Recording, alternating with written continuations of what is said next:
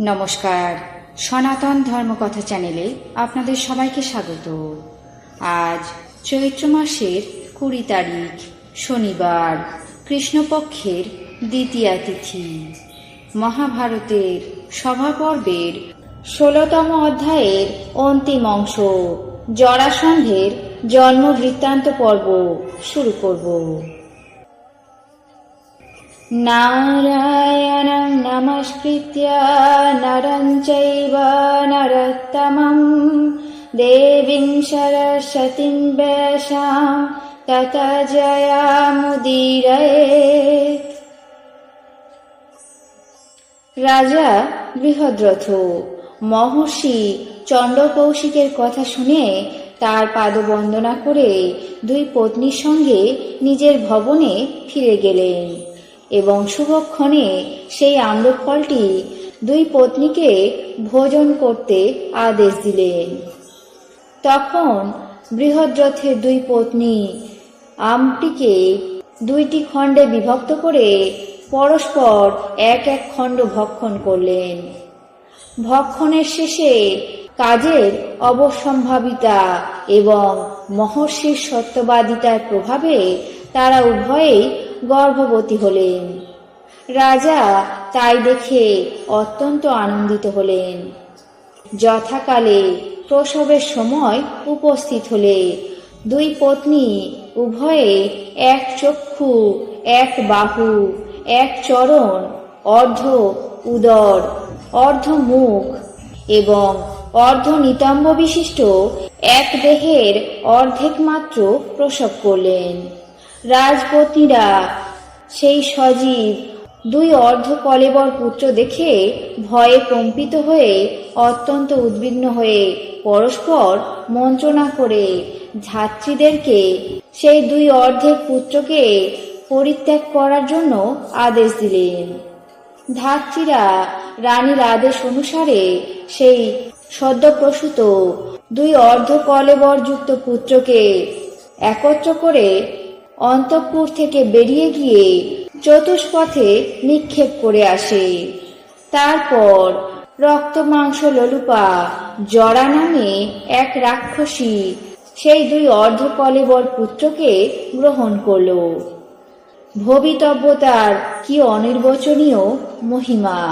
রাক্ষসী ওই দুই দেহের অর্ধেক অংশ অনায়াসে বহন করে নিয়ে যাওয়ার জন্য সংযোজিত করে দিলেন। অমনি সেই দুই অর্ধেক অংশ একত্রিত হয়ে এক মহাবল পরাক্রান্ত পুত্রের সৃষ্টি হল। রাক্ষসী জরা তাই দেখে অত্যন্ত বিস্মিত হল এবং সেই বজ্রের সমান দৃঢ় কলেবর শিশুকে বহন করতে অসমর্থ হল। বালক মুখের মধ্যে আঙুল দিয়ে সজল মেঘের মতো গম্ভীর স্বরে ক্রন্দন করতে লাগল। অন্তঃপুরবাসীগণ সেই আকস্মিক গম্ভীর ক্রন্দন ধ্বনি শুনে দ্রুত রাজার সঙ্গে সেখানেই গমন করল এবং রাজার দুই পত্নীও রাজার সঙ্গে সেখানে গমন করলেন। রাক্ষসী দুই রানীকে তেমন অবস্থায় দেখে রাজাকে পুত্র অভিলাষী এবং বালককে অত্যন্ত বলবান দেখে চিন্তা করল, আমি এই রাজার অধিকারে বাস করি। রাজা একান্তই সন্তান অভিলাষী, ইনি পরম ধার্মিক এবং মহাত্মা। অতএব এই শিশু সন্তানটি বিনষ্ট করা অনুচিত হবে।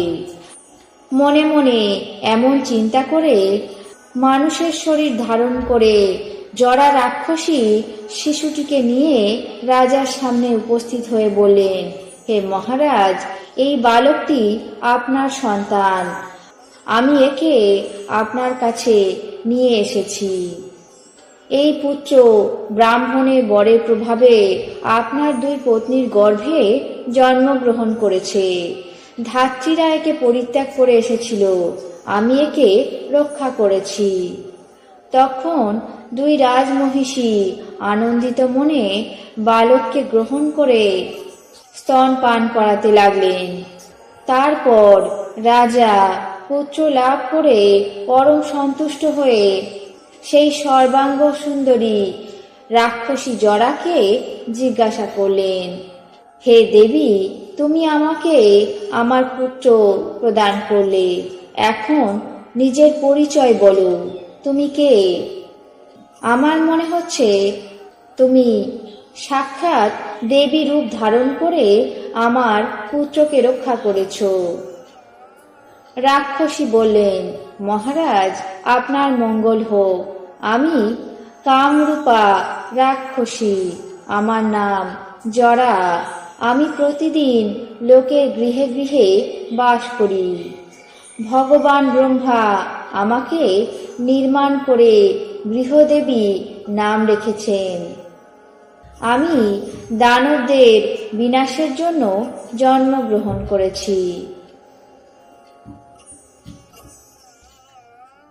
আজ মহাভারতের সভা পর্বের 16তম অধ্যায়ের অন্তিম অংশ জরাসন্ধের জন্ম বৃত্তান্ত পর্ব এখানেই শেষ করছি। বাকি অংশ আগামী পর্বে পাঠ করে শোনাব। এখন জেনে নেব আজকের দিনের 12টি রাশির রাশিফল। মেষ, পাওনা আদায়। বৃষ, প্রণয় আসক্তি। মিথুন, চিকিৎসা বিভ্রাট। কর্কট, বিচ্ছেদ ভয়। সিংহ, আতঙ্কিত। কন্যা, দেহ পীড়া। তুলা, অহেতুক ভয়। বৃশ্চিক, চাকরির সুযোগ। ধনু, সুযোগ লাভ। মকর, মিথ্যা অপবাদ। কুম্ভ, ব্যবসায় জটিলতা। মীন, অস্ত্রোপচারে সাফল্য। এই ছিল আজকের দিনের 12টি রাশির রাশিফল।